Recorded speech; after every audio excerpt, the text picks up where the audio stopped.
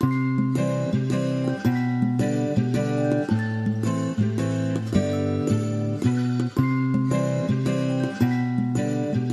good morning. Ito at igagawa ko ng milk si Bien. Time check, 5:21 AM. Ang agang nagising ng batang makulit at humingi agad ng milk. Kaya agad ko nang inasikaso ito at naiyak na ang Biento. Gutom yarn.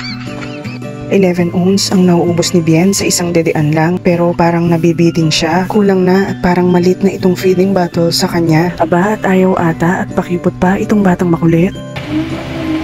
Dede! Okay, but really safe. Eto na naman tayo sa aking mga tupiing mga damit, pero huwag kayo mag-alala, mabilis ang pagtutupi lang ito. Syempre para hindi naman nakakainip at alam ko umay na kayo sa mga gawaing bahay. Kaunti lang naman ito at ito yung mga naiwan pang nakasampay sa last na nilabhan ko. Tulog din pala si Bien sa mga oras na yan, kaya mas mabilis at madali kong natapos ang pagtutupi.